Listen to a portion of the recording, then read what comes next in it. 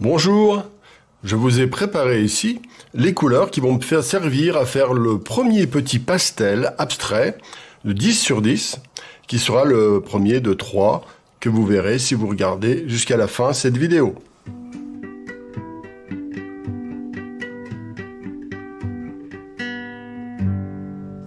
Alors le premier exercice, avec donc les couleurs vertes, je voudrais travailler de manière verticale comme ça. Dans l'idée d'un travail vertical qui sera rythmé avec des traits, quelques traits horizontaux. C'est-à-dire qu'il y aura une majorité de traits verticaux, bien sûr, avec ces couleurs. Voilà, c'est ça l'idée. Donc un tout petit carré qui va faire 10 sur 10, je répète. Voilà, c'est ce qui me plaît. Et je vais jouer avec une couleur principale qui va être rythmée avec des zones foncées, des zones claires, et puis sans doute des petits points, des taches, etc. Bon, ça c'est un petit peu mon truc. Voilà. Alors donc là, le premier, j'ai envie de le faire avec la gamme que vous avez vue à l'entrée, donc à base de camailleux de vert. J'en ferai un deuxième avec des touches. Je vais commencer par exemple, je pars de l'idée, et je vous expliquerai au fur et à mesure comment je fais, bien sûr. Je vais partir d'une tache orangée, simplement.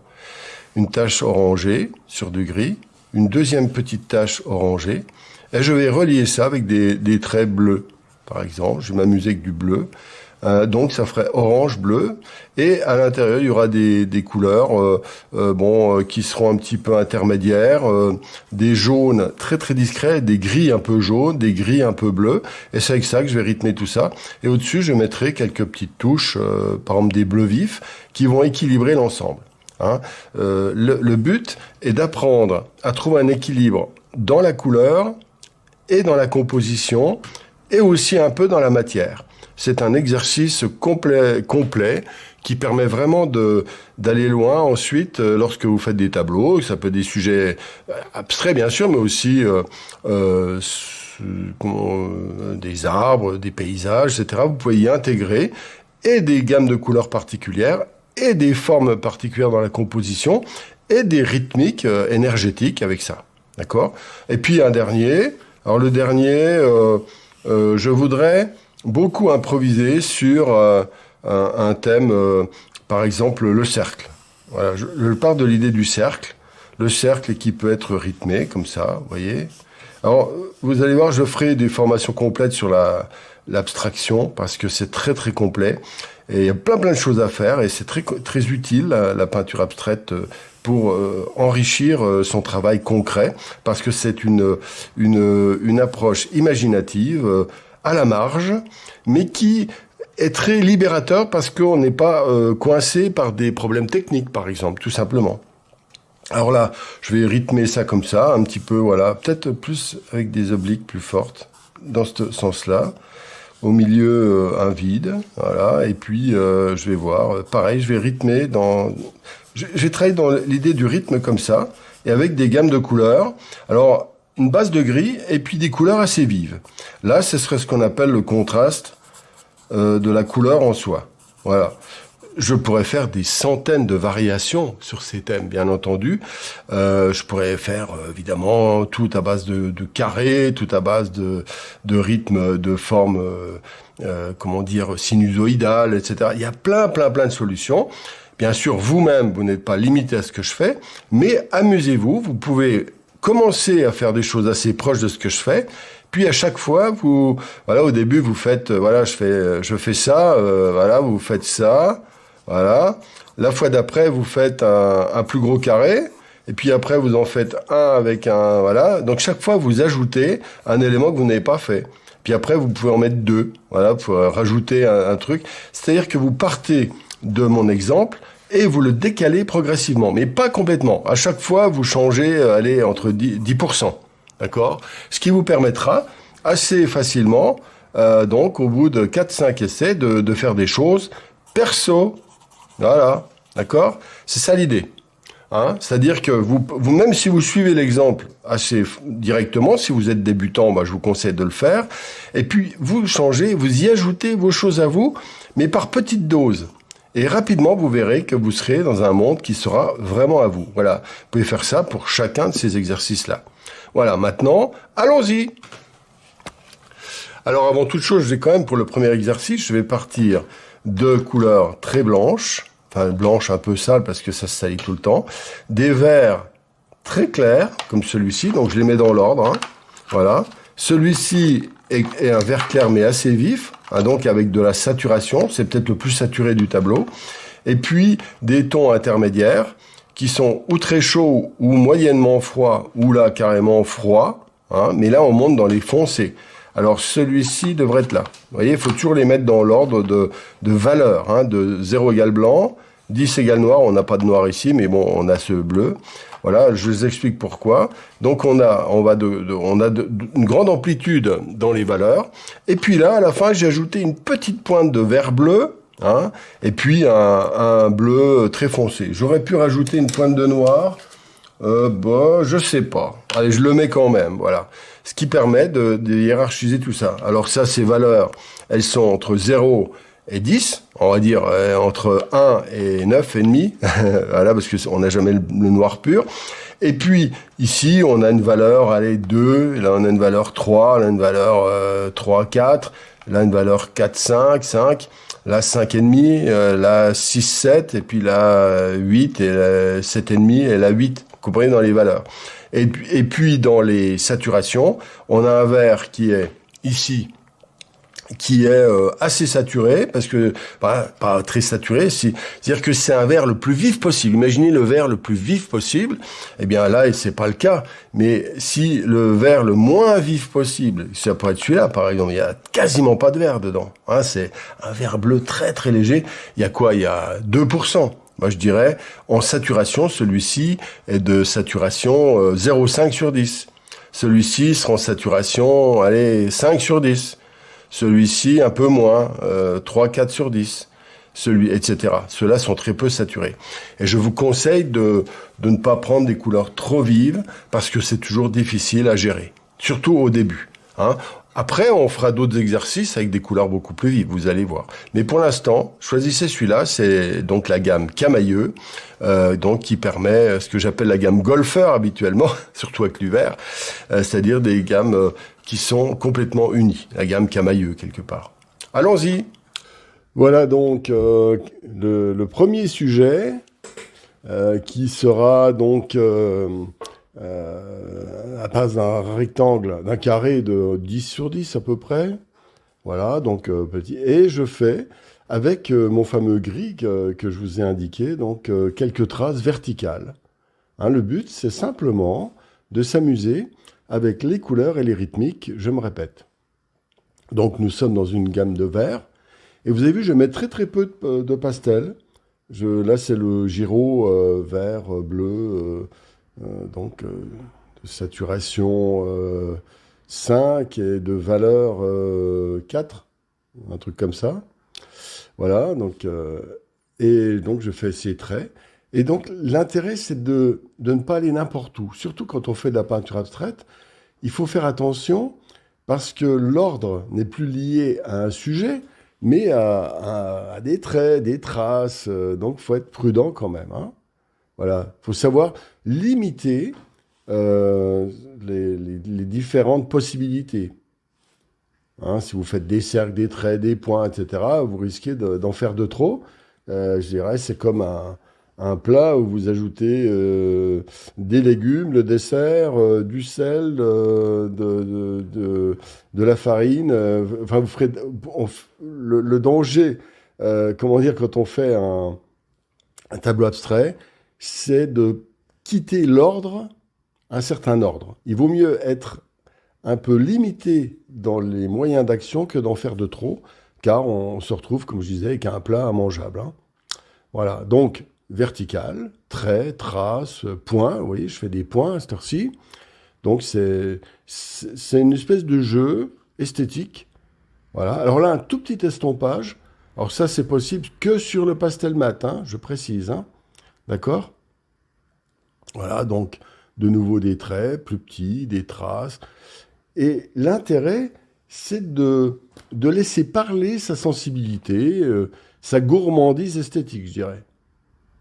Vous voyez, là, il y a des petits points, des grands, des traits. Ça suit toujours l'idée de la verticale. Et c'est ça le secret. Et je profite aussi des zones qui n'ont pas été dessinées pour ajouter Donc je couvre les zones du papier vierge par ces traits. Et là, je continue, mais j'ai fait une petite variante, voyez-vous, avec un bleu qui est plutôt gris et qui est un tout petit peu plus vert que... Voilà, c'est pas un bleu-bleu, c'est un bleu-vert. La petite estompage, et donc les poudres qui sont en dessous donc vont se mélanger tout doucement. Il va y avoir un petit estompage, un petit mélange très délicat qui nourrit le papier aussi. Et là, je continue, donc j'ai envie de faire une rythmique horizontale. Alors là, c'est purement arbitraire, hein. Vous pouvez les faire obliques, vous pouvez les faire avec des points, vous pouvez varier, mais retenez la méthode. Ne cherchez pas forcément à faire exactement comme moi. Amusez-vous surtout, parce que l'intérêt de cet exercice, c'est qu'il n'y a absolument aucun risque. Vous pouvez faire un exercice toutes les 10 minutes. Moi, je mets à peu près 10 minutes. Voilà, je m'amuse. Une petite préparation, comme vous avez vu au début, quelques traits, quelques traces, et c'est très agréable. Voilà. Je ferai aussi des formations complètes sur la peinture abstraite, donc sans doute au pastel parce que c'est plus simple pour expliquer. J'en ferai aussi à l'acrylique parce que ça sèche très vite. Là maintenant, je reprends le fameux bleu, très foncé, hein, saturation faible, c'est presque un noir, hein, donc il y a saturation 2, 3. Valeur, alors c'est très foncé, c'est valeur 8. Je répète incidemment pour que ça devienne un réflexe chez vous. Hein, je répète que faites ça quand vous vous promenez dans la nature, regardez les couleurs, essayez de leur donner leur nature. Par exemple, c'est bleu ou vert ou jaune, peu importe, ou gris, saturation et valeur, dans des échelles de 0 à 10. Et quand vous aurez fait ça tout le temps, vous aurez un repère très, très, très, très, très, très utile pour la totalité de votre pratique artistique. Bon, je l'ai déjà dit, mais je me répète, j'aime bien répéter parce que c'est tellement important ça. Alors maintenant, vous voyez que j'ai fait mes deux mondes, les grands traits verticaux, les petits traits horizontaux, eh bien je rythme avec des variantes qui jouent presque un rôle de dissonance, qui sont des points.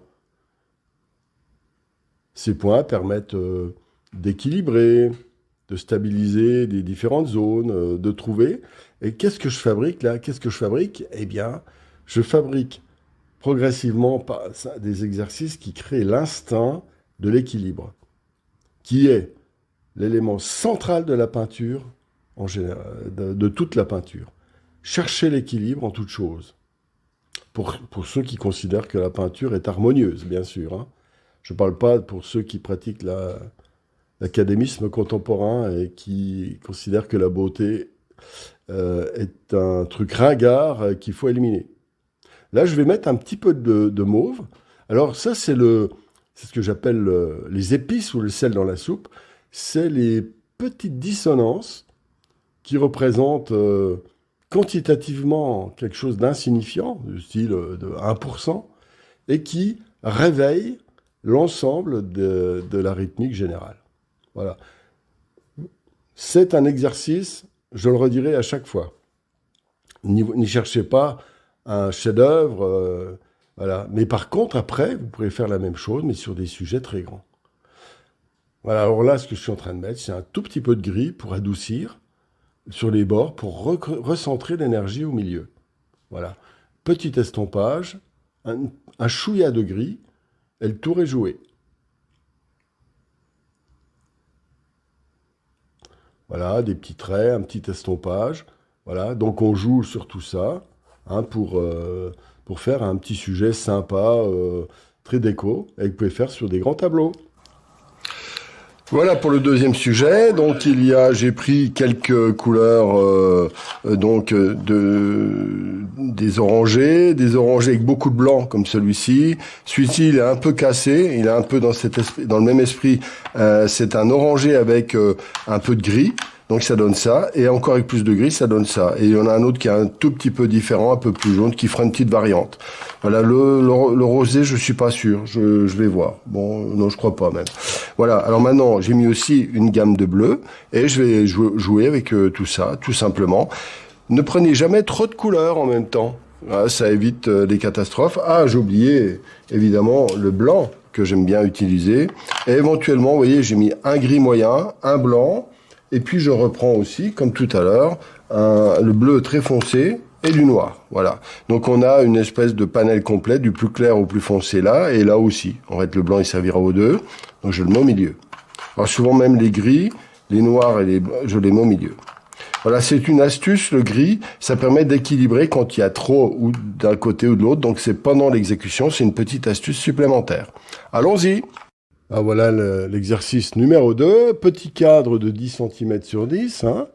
Et comme convenu, vous savez, dans la petite esquisse rapide, la pré-étude, je dirais, au crayon, pour me dire, tiens, je vais faire plutôt là, dans ce cas-là, des taches de jaune. C'est à partir de ces taches de jaune que je vais rythmer le reste.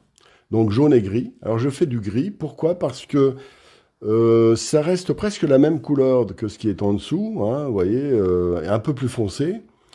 Mais ça permet de nourrir un peu le papier.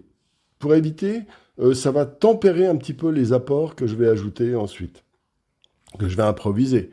Rappelez-vous, c'est jaune et bleu. Hein, c'est-à-dire c'est la double gamme, mais je ne reviens pas trop dessus, c'est la gamme mariage, j'appelle ça. C'est-à-dire il y a des couleurs jaunes, quelques couleurs jaunes ensemble, et puis donc la première famille, et puis quelques couleurs bleues qui vont s'harmoniser doucement, et tempérées par le gris et le blanc dans ce cas-là. Et je continue, mais très verticaux, parce que c'est mon bon plaisir, n'est-ce pas? Et voilà, je fais des petites études, voilà, c'est agréable. Alors je répète, ce qui est super dans ça, c'est que ça n'engage pas à vous tromper. Bon, vous donnez un coup d'estompage, vous recommencez dessus à la limite, hein, vous enlevez au pinceau tout ce qui est en dessous, et puis vous servez des traces, parce que vous n'enlèverez pas tout, pour juste nourrir. Voilà, et puis vous continuez, vous surfez et vous retrouvez un nouvel équilibre à partir, sans arrêt, cherchez l'équilibre. Là, j'ai fait quelques traces verticales de bleu, donc en plus, qui sont, voilà, et qui sont évidemment la couleur complémentaire du jaune. N'oubliez pas ça, c'est très important. Dans ce cas-là, ça donne quelque chose de très tonique. Voilà, et j'ai fait des petites pointes sur le jaune avec le bleu très foncé. Donc contraste maximum clair-obscur, hein. Là, le bleu que j'utilise, c'est un bleu saturé, il est assez vif quand même. Saturation 7, entre 0 et 10. Hein. Donc, et valeur 8 aussi. Donc ça permet de faire un gros contraste et de valeur et de couleur entre le jaune et le bleu, ce bleu très foncé. Voilà. Donc je continue. Alors des fois je fais des petites erreurs, hein. Voilà, bon. Je peux même faire des petits repentirs. Mais dans la mesure où vous avez délimité le territoire des couleurs et puis quelques éléments de structure, eh bien tout s'emboîte. Faut vraiment être cool et voilà, ça se met en place. Là je fais des petits points, pareil, parce que c'est mon bon plaisir. Ah ben, alors là un bleu très clair, donc qui est presque de la même valeur que le jaune, un tout petit peu plus clair même, mais contrasté quand même avec la couleur. Et ça rééquilibre les bleus très foncés. Ah, quelques petits traits, voilà. Oui. Alors l'intérêt, c'est que toute cette structure que vous pouvez mettre, eh bien, elle se met, je dirais, de manière intuitive, et ça fabrique votre esprit. Hein, j'ai déjà dit, je crois, dans l'exercice précédent. Ça stabilise votre esprit. Ça vous donne une espèce de, voilà, de joie enfantine. Les petits points. Simplement. Donc, la double rythmique, c'est-à-dire avec du gris-bleu très très clair, presque blanc, et du gris-bleu très très foncé, que je suis en train de mettre tout de suite, eh bien, cela crée une variété, un contraste maximum entre ces petits points qui équilibrent de manière différente ces grosses taches jaunes. Voilà. petits points. Bon, vous voyez, il y a les traits horizontaux, les traits verticaux, les points, les petits, les gros, les traces, les traits. Et c'est tout ça qui correspond à un véritable langage. Donc, je vous invite vraiment à vous amuser avec ça. Là, je reprends mon jaune et Alors, c'est aussi un point important. C'est qu'on dit que le yin est toujours un peu dans le yang et le yang toujours un peu dans le yin. Eh bien, en prenant un tout petit peu de jaune, en le mettant à côté, vous voyez, là, je prends l'équivalent du bleu très très pâle que j'ai mis, les points très très pâles. Ben là, je mets un jaune très très pâle. Donc, quelque part, les univers bleus et les univers blancs se mélangent dans les couleurs claires et dans les couleurs foncées. Voilà, et je trouve un équilibre, je m'amuse. Alors, le résultat, il va peut-être pas vous plaire, c'est pas important. Ce qui compte surtout, c'est que vous fassiez quelque chose qui vous plaise vous et que vous vous amusiez avec ça.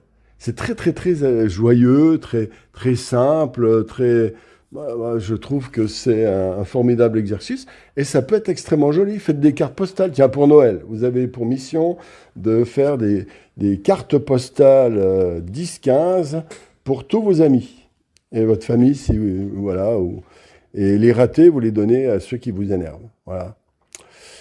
Vous trouverez des petits encadrements pour des prix ridicules, par exemple à Ikea, pour des formats photos. Et vous pouvez vraiment vous faire plaisir, voilà, pour Noël. Voilà. Et vous faites toutes les variantes possibles, imaginables. Hein. Moi, je propose ça, mais vous imaginez bien, vous pouvez commencer avec une tache bleue, une tache jaune, des aplats, des estompages, faire des cercles, faire ce que vous voulez. Et surtout, rater dans la joie. Alors là, vous voyez, j'ai remis du gris parce que le bleu me semblait envahissant et il était trop fort et trop symétrique avec la partie bleue à droite que je vais garder. Voilà. Il faut prendre des fois quelques secondes de réflexion. Voilà, tac, du gris. Alors le gris est très intéressant parce que il joue un rôle équilibrant. Alors des fois, il vaut mieux mettre un tout petit peu trop de couleur et l'équilibrer avec du gris. Alors je vous propose ces exercices au pastel parce que c'est vraiment très simple, mais on peut aussi le faire à l'acrylique et je le ferai plus tard. Parce qu'il y a des effets de matière beaucoup plus... là, on insistera plus sur les effets de matière, dirons-nous. Voilà. Là, j'ai refait une petite tache jaune parce que je trouvais que c'était déséquilibré. Ça fait donc une virgule, la grosse tache jaune en bas. Il y a une petite virgule à droite, une grosse virgule à droite et puis une petite trace à gauche. Voilà. Et là, je reprends un crayon jaune, orangé, ocre. On va dire ocre, jaune, orangé entre les deux. Et je refais des traces. Voilà. Alors, pour ce genre d'exercice, surtout, il faut savoir s'arrêter. C'est ça le secret, hein, savoir s'arrêter. Parce que sinon, après, vous en mettez trop, et je répète, c'est comme un plat avec trop d'ingrédients dans tous les sens, on n'arrive plus à avoir d'unité. L'unité est extrêmement importante. Voilà. Alors là, je me suis dit, tiens, ces traces jaunes, elles sont trop grosses, alors je vais les casser, comme si elles étaient traversées partiellement par des filaments à contre-jour. Voilà.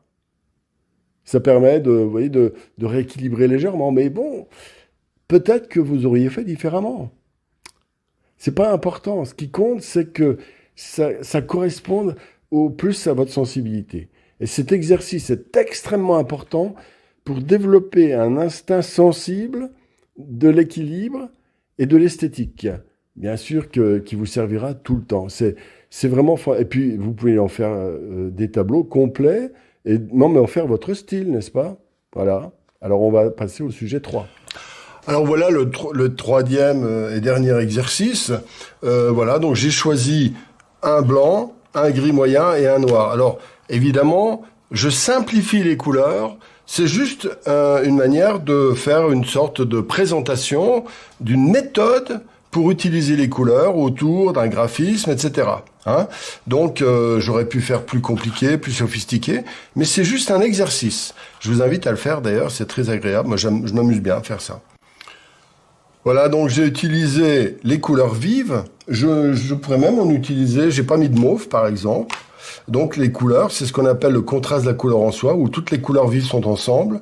Voilà, il manquerait même un bleu comme ça, voilà, un bleu plus vif. Vous allez voir comment on peut l'utiliser.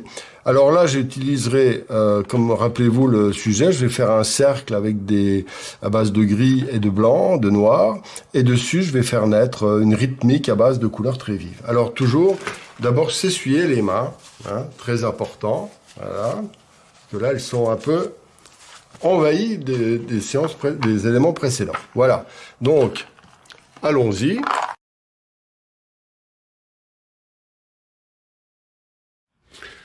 Alors là, je commence par une mise en place. Toujours, je fais parfois ça. Je mets du gris un peu plus foncé. Donc, si le gris du fond, le pastel mat est de valeur 5, ça ce serait valeur 5,5. Voilà, truc comme ça. Et je prends mon noir et je fais un cercle noir. Alors, il faut lui donner une certaine forme agréable aussi, hein, c'est important. Donc, bon, pour l'instant, il est un peu confus, mais donc je rajoute des petites branches pour équilibrer. Voilà. Bon, le seul inconvénient quand c'est petit comme ça, c'est que c'est moins facile d'avoir une gestuelle précise. Mais enfin bon, voilà, c'est pas grave. Je rééquilibrerai après. Donc, c'est la base sur laquelle je vais faire mes traits, tout simplement. Je commence avec le blanc. Voilà, c'est une sorte de rythmique, comme une roue. Voilà. Et quand vous faites de la peinture abstraite, ayez au moins un concept. Là, c'est un concept de roue avec des traces de couleurs. Donc, ça raconte une histoire quelque part. D'accord. Les deux exercices précédents aussi. Alors, peut-être, je ne sais encore pas pour le montage si cette vidéo même sera sur une vidéo séparée ou sera la troisième, parce que ça fait une vidéo très longue, donc les trois exercices en même temps. Voilà, vous voyez, là je mets le jaune, donc tout simplement, voilà, des traits plus grands, tac. Le bleu, donc il y a le blanc et le noir, donc contraste maximum. Là, le bleu vif, plus du jaune vif, contraste maximum, mais c'est parfaitement équilibré par le gris, hein, du fond. Voilà. Petit point maintenant, trace et point, voilà. Ah, c'est une impression de liberté fantastique de faire ça. Et ça peut être très joli, hein. Imaginez des grands tableaux traités de cette manière-là, ça peut être sympa, hein. Voilà, alors là maintenant, j'utilise, dans la logique du contraste de la couleur en soi, le premier exercice, c'était une couleur, comment dire, une gamme camailleux, à base de vert. Le deuxième, c'est un contraste couleur, comment dire, ce que j'appelle la gamme mariage, la double gamme, c'est-à-dire gamme jaune et gamme bleue. Et là, c'est toutes les couleurs qui s'équilibrent sur la base de gris. Voilà, c'est ce qu'on appelle le contraste de la couleur en soi. Voilà. Donc là, le mauve, tout y passe, mais je garde le sens de la rythmique avec des petites variantes, des ruptures en fait.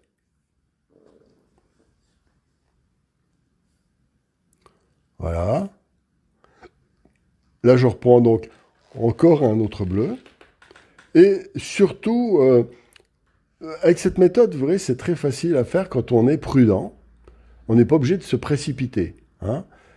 Quelques touches, quelques traces. À un moment donné, il faut faire gaffe de ne pas basculer. C'est-à-dire, si vous mettez trop de bleu d'un coup, ou trop de jaune, ou trop de... Et il faut sentir. Et c'est ce suivi dans le senti qui est la clé. Vraiment, ça peut être très sympa.